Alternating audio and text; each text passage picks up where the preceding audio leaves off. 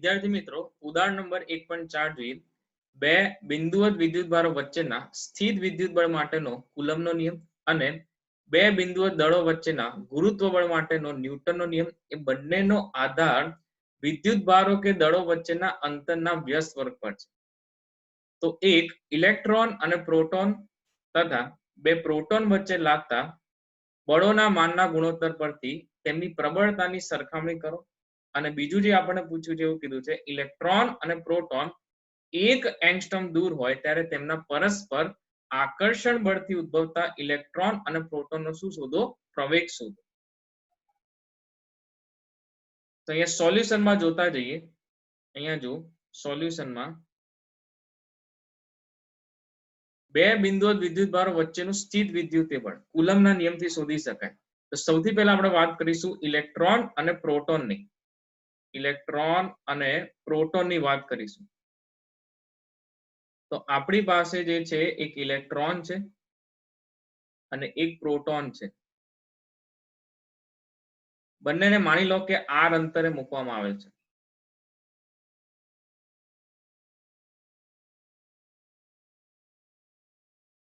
બંનેને r અંતરે મૂકવામાં આવે છે. તો ઇલેક્ટ્રોન અને પ્રોટોન જે છે એ ઇલેક્ટ્રોન અને પ્રોટોન r અંતરે હોય તો એમની વચ્ચે લાગતું કુલંબીય બળનું મૂલ્ય કહીએ. કુલંબીય બળનું મૂલ્ય એ કુલંબીય બળનું મૂલ્ય કેટલું થશે? તો કુલમનો નિયમ અહીંયા એપ્લાય કરીશું k q1 q2 by r square. તો અહીંયા થશે k e સ્ક્વેર ના છેદમાં r square. k e square ના છેદમાં શું થશે? r square. ચલો એવી જ રીતે બંને વિદ્યુતભારો જે છે એમના દળ અનુક્રમે m of e અને m of p હોય. ઇલેક્ટ્રોન અને પ્રોટોનના દળ હોય તો એમની વચ્ચે લાગતું ગુરુત્વાકર્ષી બળનું મૂલ્ય એ ગુરુત્વાકર્ષી બળનું મૂલ્ય લખીએ અહીંયા આપણે. ગુરુત્વાકર્ષી બળનું મૂલ્ય f of g m1 m2 by r square. તો ઇલેક્ટ્રોનનું દળ જે છે એ ઇલેક્ટ્રોનનું દળ માની લો કે m of e છે અને એવી જ રીતે પ્રોટોનનું દળ જે છે m of p હોય તો અહીંયા લખાશે g m e m of p ના છેદમાં શું લખાશે? r square. તો ઇલેક્ટ્રોન અને પ્રોટોન વચ્ચે લાગતું જે બળ હશે ગુરુત્વાકર્ષી બળની વાત કરીએ. ગુરુત્વાકર્ષી બળ જે છે એ ગુરુત્વાકર્ષી બળ જુઓ અહીંયા. ગુરુત્વાકર્ષી બળ હંમેશા આકર્ષી પ્રકારનું હોય. આ બંનેને તમે r અંતરે મૂકી દો. બંનેને r અંતરે મૂકી દો તો અહીંયા લાગતું ગુરુત્વાકર્ષી બળ જે છે એ ગુરુત્વાકર્ષી બળ આ રીતે હશે. ગુરુત્વાકર્ષી બળ જે છે એ આ રીતે હોય. પરસ્પર આકર્ષી પ્રકારનું હશે. તો બંનેના મૂલ્યો આપણે લખી નાખ્યા. બરાબર છે. હવે આપણને શું કીધું છે? જો અહીંયા ઇલેક્ટ્રોન અને પ્રોટોન અને બે પ્રોટોન વચ્ચે લાગતા બળોના માનનો ગુણોત્તર પરથી એમની પ્રબળતાની સરખામણી કરો. તો અહીંયાથી પ્રબળતાની સરખામણી કરવા માટે આપણે શું કરશું? સૌથી પહેલા આ બંને બળોનો ગુણોત્તર લઈશું. તો અહીં માંગેલ ગુણોત્તર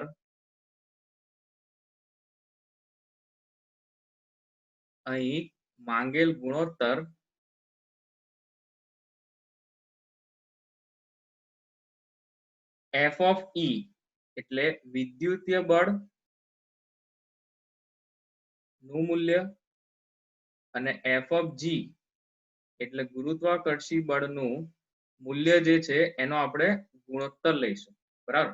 બંનેનો ગુણોત્તર લઈએ તો જો અહીંયાથી આ સમીકરણ જો આ સમીકરણ છે k e square by r square અને આ સમીકરણ છે g m1 m2 by r square માં m of e અને m of p એ અનુક્રમે ઇલેક્ટ્રોન અને પ્રોટોનના જે છે શું છે? દળ છે. બરાબર. તો હવે જો અહીંયા બંનેનો ગુણોત્તર લઈએ, અંતર જે છે એક નિશ્ચિત અંતર છે, સમાન અંતર હોય તો r² તો કેન્સલ થઈ જશે, તો અહીંયા શું બચશે, અહીંયા જે છે આપણી પાસે ગુણોત્તર લેતા k² શું બચશે, અહીંયા k² ના છેદમાં શું બચે, gmemp શું બચશે, gmemp. હવે k નું મૂલ્ય આપણને ખબર છે SI એકમ પદ્ધતિમાં k નું મૂલ્ય છે 9 ગુણ્યા 10 ની કેટલી ઘાત, 9 ઘાત ગુણ્યા e² એટલે થશે 1.6 ગુણ્યા 10 ની -19 ઘાત કુલમ નો વર્ગ ના છેદમાં g નું મૂલ્ય હોય 6.67 ગુણ્યા 10 ની -11 ઘાત. ઇલેક્ટ્રોન નું દળ જે છે એ ઇલેક્ટ્રોન નું દળ 9.1 ગુણ્યા 10 ની -31 ઘાત અને પ્રોટોન નું દળ અહીંયા આપેલું જ છે, જો પ્રોટોન દળ છે 1.67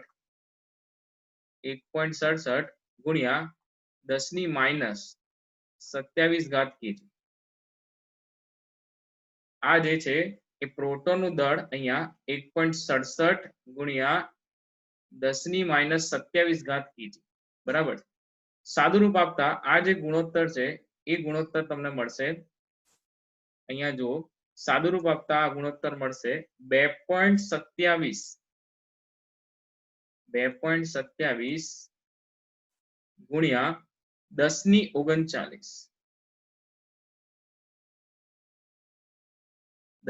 39 ઘાત, બરાબર છે.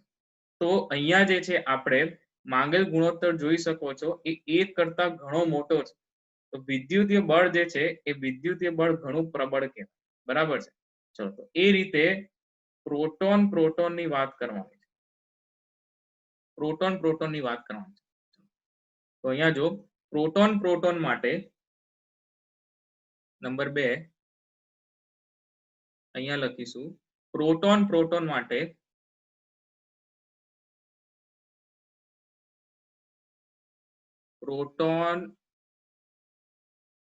માટે સૌથી પહેલા વિદ્યુતીય બળની વાત કરીએ તો વિદ્યુતીય બળ બંને વચ્ચે કેવું હશે, બંને વચ્ચે વિદ્યુતીય બળ જે છે કેવું હશે, અપાકર્ષી પ્રકારનું હશે. એટલે એક પ્રોટોન જે છે એક પ્રોટોનને આપણે આ રીતે રાખી દઈએ અને r અંતરે બીજો એક પ્રોટોન મૂકી દઈએ અહીંયાથી, બરાબર. તો પ્રોટોન વચ્ચે લાગતું બળ જે હશે એ બળ કેટલું હશે, તો એ બળનું મૂલ્ય જે છે એ શોધવા માટે આપણે કુલમનો નિયમ લગાડીએ છીએ. પણ બળ હશે તો કેવું હશે, અપાકર્ષી પ્રકારનું હશે, બરાબર છે. અહીંયા જે બળ લાગતું હશે કેવું હશે, અપાકર્ષી પ્રકારનું હશે. તો જો અહીંયાથી બળ જે છે એ બહારની તરફ હશે, અહીંયા જે બળ લાગતું હશે એ બળ આ રીતે F of E for electric force વિદ્યુતીય બળ, અને એ વિદ્યુતીય બળ જે છે એ વિદ્યુતીય બળ અહીંયાથી બહારની તરફ, અહીંયા પણ અપાકર્ષી પ્રકારનું, બરાબર છે. અને આ જે છે આપણો પ્રોટોન, બરાબર. તો પ્રોટોન ઇલેક્ટ્રોન વચ્ચે જે બળ લાગતું હતું એ આવું હતું, આકર્ષી પ્રકારનું. અહીંયા જે બળ હતું એ આકર્ષી પ્રકારનું હતું. ઇલેક્ટ્રિક ફોર્સ એટલે વિદ્યુતીય બળ આકર્ષી પ્રકારનું હતું, બરાબર છે. તો પ્રોટોન વચ્ચે અહીંયા જે છે બળ લાગે એનું સૂત્ર, વિદ્યુતીય બળનું સૂત્ર એ કુલંબીય બળ કહી શકાય. એ કુલંબીય બળનું સૂત્ર, એ કુલંબીય બળનું સૂત્ર શું મળશે, તો એ કુલંબીય બળનું મૂલ્ય કહીએ તો એ કુલંબીય બળનું મૂલ્ય k e²/r², ફરી k e² ના છેદમાં શું લખાશે, r², બરાબર છે. હવે આ જ બે પ્રોટોનને r અંતરે મૂકીએ તો એમની વચ્ચે લાગતું ગુરુત્વાકર્ષી બળ જોઈએ. અહીંયા આ બે પ્રોટોન છે એ બે પ્રોટોનને આપણે r અંતરે જ મૂકીએ છીએ, બે પ્રોટોનને r અંતરે મૂકીએ છીએ.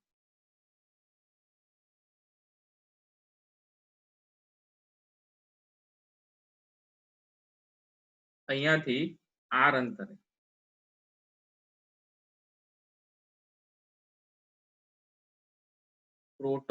પ્રોટોન જે છે એને આપણે r અંતરે મૂકીએ છીએ, બરાબર છે. હવે બંને પ્રોટોન ને r અંતરે મૂકીએ તો અહીંયા હંમેશા ગુરુત્વાકર્ષી બળ જે હોય એ હંમેશા કેવું હશે? ગુરુત્વાકર્ષી બળ જે છે એ હંમેશા આકર્ષી પ્રકારનું. તો અહીંયા જે ગુરુત્વાકર્ષી બળ મળે એ ગુરુત્વાકર્ષી બળ આ રીતે હશે, આકર્ષી પ્રકારનું હશે. તો ગુરુત્વાકર્ષી બળનું મૂલ્ય, ગુરુત્વાકર્ષી બળનું જે મૂલ્ય છે એ મૂલ્ય કેટલું હશે? ગુરુત્વાકર્ષી બળનું મૂલ્ય, ગુરુત્વાકર્ષી બળનું મૂલ્ય અહીંયા લખીશું G m1m2/r² પરથી અહીંયા લખાશે G_me_mp/ શું લખાશે? r², બરાબર છે. G_mp×mp, sorry, G_mp×mp, in short અહીંયાથી જશે G_mp²/r², બરાબર છે. કારણ કે અહીંયા બંને પ્રોટોન છે તો mp×mp તો આપણે લખીશું G_mp²/r². હવે બંનેનો ગુણોત્તર લઈશું આપણે, બંનેનો ગુણોત્તર લઈશું તો અહીં માંગેલ ગુણોત્તર, અહીં માંગેલ ગુણોત્તર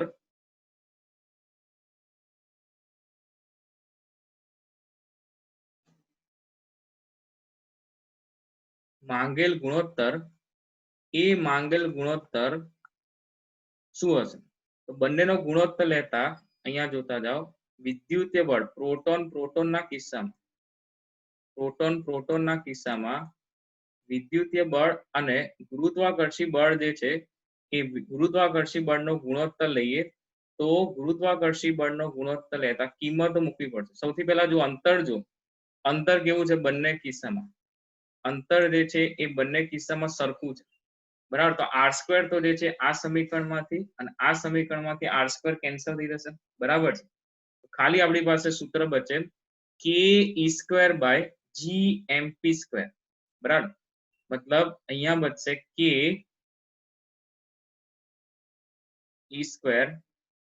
ના છેદમાં શું બચશે? G_mp², બરાબર. ફરી બધી કિંમતો મૂકીશું આપણે અહીંયા. તો અહીં k ની કિંમત 9×10⁹ ગુણ્યા e² ની કિંમત એટલે 1.6×10⁻⁻19 કુલમનો વર્ગ ના છેદમાં g એટલે 6.67 ગુણ્યા 10⁻11 ઇન્ટુ આપણે લખીશું પ્રોટોનના દળનો વર્ગ. તો પણ જો પ્રોટોન દળ કેટલું છે? 1.67 ગુણ્યા 10⁻27 kg છે ને, અહીંયા લખાશે 1.67 ગુણ્યા 10⁻27 એનો વર્ગ, બરાબર છે. તો અહીંયા સાદુરૂપ આપતા તમને જવાબ મળશે, સાદુરૂપ આપતા આપણને જવાબ મળે 1.23 ગુણ્યા 10⁻36. આ જે બળનો ગુણોત્તર છે એ બળનો ગુણોત્તર 1 કરતા વધારે છે. જો અહીંયા પણ તમે જોઈ શકો છો, અહીંયા પણ જોઈ શકો છો અને અહીંયા પણ જોઈ શકો છો. બંને જગ્યાએ બળનો ગુણોત્તર જે છે એ 1 કરતા ઘણો બધો મોટો છે. તો ચલો હવે આપણે વાત કરીશું ઇલેક્ટ્રોન અને પ્રોટોન જે છે એ 1 એંગસ્ટ્રોમ દૂર હોય ત્યારે તેમની વચ્ચે પરસ્પર આકર્ષણ બળથી ઉદ્ભવતા ઇલેક્ટ્રોન અને પ્રોટોનના શું શોધવાના છે? પ્રવેગ શોધવાના છે. તો સૌથી પહેલા અહીંયા લખીએ, ઇલેક્ટ્રોન અને પ્રોટોન જે છે એ બંનેને આપણે 1 એંગસ્ટ્રોમ દૂર મૂકેલા છે. તો અહીંયા આપણી પાસે એક ઇલેક્ટ્રોન અને પ્રોટોન જે છે એને 1 એંગસ્ટ્રોમ અંતરે મૂકેલા છે. તો અહીંયા જે અંતર છે એ અંતર આર બરાબર કેટલા એંગસ્ટ્રોમ? 1 એંગસ્ટ્રોમ આપેલું છે.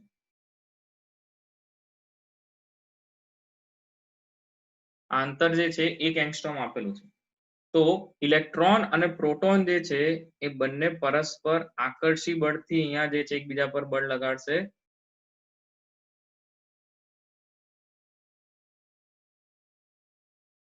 તો આપણે જે છે પ્રવેગ શોધવાનો છે. હવે પ્રવેગ શોધવા માટે એક સીધી વસ્તુ તમને ખબર હોવી જોઈએ, F બરાબર m into a. જો બંને વચ્ચે લાગતું આકર્ષી બળ અથવા વિદ્યુતીય બળ મળી જાય, જો અહીંયા વિદ્યુતીય બળ જે છે આ રીતે હશે અને અહીંયા પણ વિદ્યુતીય બળ જે છે આ રીતે હશે, આકર્ષી પ્રકારનો, બરાબર છે. તો બંને વચ્ચેનું વિદ્યુતીય બળ મળી જાય તો વિદ્યુતીય બળ શોધીએ. અહીં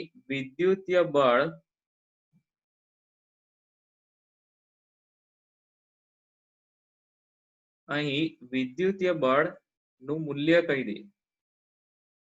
તો વિદ્યુતીય બળનું જે મૂલ્ય છે એ k q1 q2 by r square, મતલબ અહીંયા લખીશું આપણે k e square, કારણ કે બંને પરના વિદ્યુત બળોના મૂલ્ય તો કેવા છે ભાઈ? સરખા છે. k e square by r square. k ની કિંમત મૂકીશું અહીંયા. k ની કિંમત થશે 9 ગુણ્યા 10 ની 9 ઘાત ગુણ્યા 1.6 ગુણ્યા 10 ની માઇનસ 19 ઘાત નો વર્ગ ના છેદમાં r સ્ક્વેર. 1 એંગસ્ટ્રોમ એટલે 10 ની માઇનસ 10 મીટર થશે, એટલે અહીંયા લખીશું 10 ની માઇનસ 10 મીટર નો વર્ગ, બરાબર છે. તો અહીંયા આપણને બળ જે છે એ બળનું મૂલ્ય મળશે. બળનું મૂલ્ય અહીંયા આપણને મળશે ગણતરી કર્યા પછી 2.304 ગુણ્યા 10 ની માઇનસ 8 ન્યૂટન. હવે આપણને જે છે એ પ્રવેગ શોધવાનું કીધું છે. શું શોધવાનું છે? પ્રવેગ શોધવાનો છે. તો અહીંયા ઇલેક્ટ્રોન અને પ્રોટોનના પ્રવેગ શોધવાનું કીધું છે. તો બળ જે છે F બરાબર m એ આપણને ખબર છે. તો હવે Fe જો શોધવું હોય, ઇલેક્ટ્રોન પરનો પ્રવેગ, આપણે શું લખીશું? me, બળ બરાબર માં ma, તો me into e. એવી જ રીતે વિદ્યુતીય બળને પ્રોટોન માટે પણ લખી શકાય mp into ap. તો સૌથી પહેલી વસ્તુ આપણે અહીંયા લખીશું ઇલેક્ટ્રોન પરનો પ્રવેગ. ઇલેક્ટ્રોન પરનો પ્રવેગ e of e બરાબર શું લખાશે? f of e ના છેદમાં શું લખાય? m of e, એટલે ઇલેક્ટ્રોનનું દળ. તો અહીંયા બળ જે છે ઇલેક્ટ્રોન પરનું જે બળ છે જો કેટલું છે?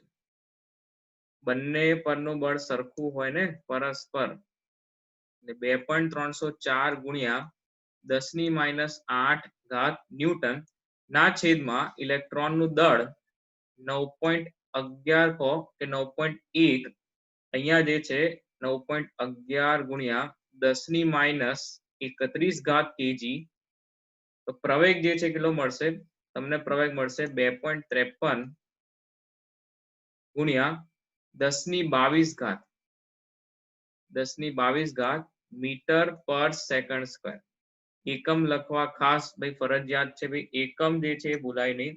તો અહીંયા આ રીતે ઇલેક્ટ્રોન માટેનો પ્રવેગ શોધી શકાય. એવી જ રીતે પ્રોટોન પરના પ્રવેગની વાત કરીએ તો પ્રોટોન પરનો પ્રવેગ જે છે એ શું હશે? fp ના છેદમાં mp. તો અહીંયા કિંમતો મૂકતા જઈએ. બળ જે છે એ બળ સરખું જ હશે. આ બળ લેવાનું તમારે, કેટલું થાય? 2.304 ગુણ્યા 10 ની કેટલી ઘાત થશે? માઇનસ 8 ઘાત ન્યૂટન ના છેદમાં પ્રોટોનનું દળ એટલે 1.67 ગુણ્યા 10 ની કેટલી ઘાત થશે?